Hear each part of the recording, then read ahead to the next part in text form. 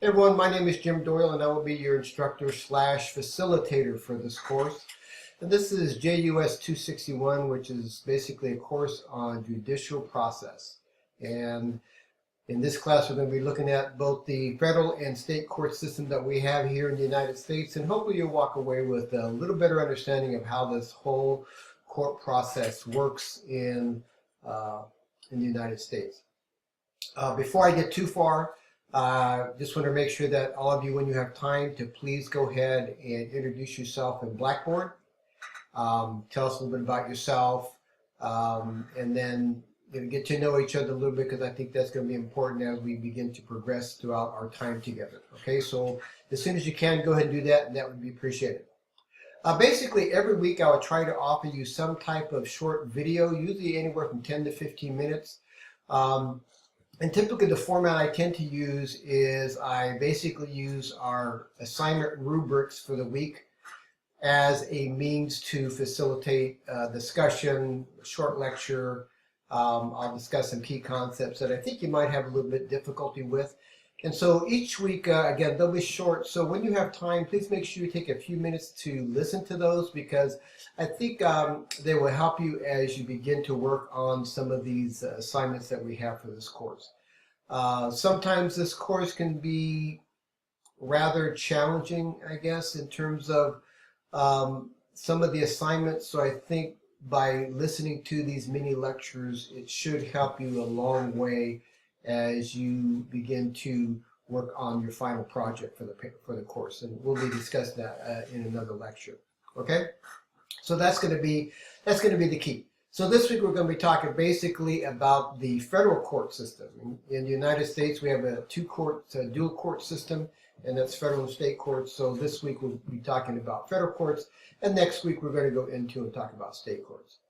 So before I do that, I just want to go in and have a brief overview in Blackboard where you can find important information, and then we'll talk a little bit about the assignments for this coming week, and specifically your writing assignment. So let me go to the bottom of the screen here so you'll have what we have in Blackboard, and there we go. So this week in Module 1, and I'm just going to click open Module 1. There we go. So this week you could take a look at the module overview, which tells you basically a little bit about the whole concept of the federal court system. So take a look at that. This week we have a couple of reading resources that I think are going to be of value for you, because this week your discussion board question asks you whether or not federal judges should be elected or appointed. Now currently federal magistrates, federal judges are appointed. They're appointed by the President of the United States. They go through a confirmation hearing, they're vetted, and if they pass muster and make it through the Senate, then they're appointed. In the federal court system, a judge is appointed for life unless he or she commits some serious malfeasance while sitting on the bench. That is a very rare thing that happens. But just know that, that's the process. So that's why we have this question. And as you read through the first chapter and the additional chapter on the federal judges, that'll help you out. So these two articles here will be a benefit to you. Should judges be elected to serve on the bench? And obviously you have to ask yourself, how's that going to happen? Because the federal judicial system is rather complex and large. But it's something to take a look at. And then there's another article here on the federal court system in the United States, something for you to take a look at. Okay, so basically our first big assignment for this week is a short paper on the organization of the federal courts. All right, and so your readings will be important as you understand how the federal court system operates, how it's structured, the appointment of judges into the federal court system. Those are both the things that are covered this week in our reading assignments. And as I looked at my book, I believe that's chapter 2 and chapter 6. So make sure you take a look at those. All right, so let's talk a little bit about the federal court system, because if you're not familiar with the court system, you really don't have much to base it on. Well, the federal court system is basically a three-tiered system. And as such, it is like most of the courts, it's sort of a pyramid, all right? So at the bottom of your pyramid, you're going to have basically the trial courts. In the middle, you're going to have your intermediate courts or appellate courts. And then at the top, you're going to have your high courts. In whatever state you live in, it's called differently. But in the United States, if you're talking about the federal court system, it's the United States Supreme Court. And so as part of the understanding the organization of the federal court system, I've also provided this week a short video for you to get an understanding as to how the federal court system operates and how it's structured. And I think that video and this little mini lecture this week will probably help you guys quite a bit. So let's take a look at the Module 1 short paper guidelines and rubrics so you have an understanding what we're talking about. So again, read this carefully. Here we're talking about the critical elements for this week. And the critical elements for this week are, you need to understand what the tiers are. So describe the 3 tiers of the American court system, the federal court system. Again, that is your district courts, your U.S. Circuit Courts of Appeals, and United States Supreme Court. And what role do each of those serve? So we have, for example, district courts, which are the trial courts. And in the trial courts, we hear testimony, evidence is presented, and ultimately juries, or if it's a trial by a judge, a bench trial, the judge decides whether a person is innocent or guilty. But that is where everything happens. I mean, that's where the meat and potatoes take place in the federal judicial system, and that is at the United States District Court level. So those are the trial courts. Next, we have the United States Circuit Courts of Appeals. So let's say, for example, that I'm a bank robber. I get charged with bank robbery. I go to trial. And the FBI sees evidence that my attorney believes was in violation of my Fourth Amendment rights. However, the trial judge allows that evidence in. Now, my attorney can then appeal that specific ruling by the trial court judge to the United States Circuit Court of Appeals, and that's going to depend on where I live and what state I live. It's going to depend on where the trial took place, not necessarily where I live, but where the trial took place. And so the United States Circuit Courts of Appeals then is basically only going to be hearing arguments from lawyers. We don't have another trial there. It's basically everything is done on paper. You appeal on paper. You argue that the judge made an error of law and that the search, in fact, was unconstitutional based on these other past precedent cases. So in other words, you make your argument to the United States Circuit Court of Appeals, again, whatever district that the trial court's in, the appeals court, and then the appeals court makes a decision, right? And then if the appeals court makes a decision, then there is the option to appeal to the United States Supreme Court, and that becomes rather complicated. I mean, the United States Supreme Court is really the only court in the federal system that has the ability to say, you know what, we're not going to hear that case. And so the lower ruling will stand. So in other words, the United States Supreme Court has the ability to determine which cases it's going to hear.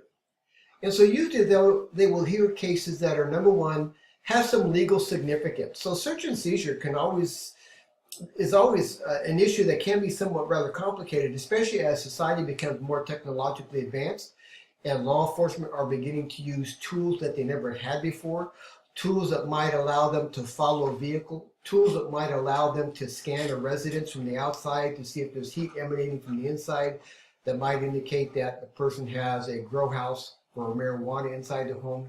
So the Supreme Court may hear those kind of cases. In other words, again, legally significant cases that are going to have a profound impact on, in this case, law enforcement. They can also hear cases if there's a conflict within the circuit. So basically, if two similar circuits within the United States court system rule on a case that basically has the same fact pattern, then the U.S. Supreme Court may want to hear that case. And then they can hear cases that they just want to hear. Maybe there's something about that case that tells them that they need to hear that case and make a judicial decision. So we talk about the roles, okay? So the tiers, the roles, the types of cases, you can read about that, but the federal court system here is criminal cases and civil cases. And the civil cases and criminal cases have to involve a constitutional issue. in order for it to reach the federal court system. So you will read that as you begin your process in reading the chapters. The last part of the rubric is explain the process by which a case might reach the U.S. Supreme Court, identifying any other court or courts in which the case might be heard between the trial court and the United States Supreme Court. Well, basically, I'll give you an example here. That would be Prop 8. Prop 8 was a proposition passed by the voters of California that was going to redefine marriage as between a man and a woman. And so when Prop 8 went to the voters, Prop 8 passed, which meant that the California Constitution was going to recognize marriage as only between a man and a woman. And what ended up happening in that particular case was two same-sex couples filed a lawsuit against Proposition 8 in the U.S. District Court for the Northern District of California. So that's going to be up in the Bay Area. As a result, a district court judge heard the case and ruled that the proposition was unconstitutional under both the due process and equal protection clauses of the 14th Amendment. So there was a U.S. constitutional basis for the federal courts to hear the case, and he ruled that it was in fact unconstitutional. From there, Prop 8 proponents or advocates appealed to the Ninth Circuit Court of Appeals, where a 3-judge panel ruled that the district court judge was correct in his ruling and that the Proposition 8 was unconstitutional. Finally, the advocates of Prop 8 appealed to the United States Supreme Court, and the United States Supreme Court, through a rather complicated ruling, in essence, held up the district court's ruling that it's unconstitutional to prohibit a marriage between people of the same gender. So that's a little example as to how these cases, an everyday case, can actually get to the United States Supreme Court. Okay. So again, this week, make sure you review the rubric, the critical elements associated with the assignment, the tiers, the roles, the types of cases, the process. A lot of this is covered in our textbook. Take a look at the rubric. All right. So if you want to get an exemplary rating, then oftentimes, for example, here it says include specific examples based on research. So show me that you've done something a little bit more. All right. I'm going to pause this for just a minute and I'll be right back, and I'm going to switch screens. So hold on. Okay. We are back, and thank you so much. So I just want to basically go over the discussion board rubric because we have discussion boards every week. So I just want you to make sure you take a look at the discussion board rubric, because your initial post 1, you must do the following. So compose a post of 1 to 2 paragraphs. In Module 1, you need to complete the initial post by Thursday, 11:59 p.m. Eastern Time. In Modules 2 through 8, complete the initial post by Thursday at 11:59 p.m. of your local time zone. All right, so remember, this week, everything's going to be based on Eastern time zone. After that, it is based on your time zone. But key is Thursday, okay? Your initial post needs to be in by Thursday. And then your response posts, you have to have 2 of them. So again, please read through here, read the instructions, go through the rubric, understand what it is you're being evaluated on, okay? A rubric is a tool. It's designed to provide you and me with an understanding of the expectations for a particular assignment. So read through the rubric, understand what it is, understand the expectations. If it requires something extra, make sure you give me that something extra. This week, for our discussion board assignment, hold on here, I think I have a couple seconds left. Let me find it here. Here we go. It talks about whether or not judges should be elected or appointed. But as you look through your assignments for your response post, your comment post, it says respond to the post of students who took a contrary position. So you're going to be looking for students who believe differently than you. All right. So make sure you carefully address the main prompt, and then on the comment post, make sure you address any additional questions or requirements for that assignment. Okay? All right, I'll talk to you later, and thank you so much. Bye.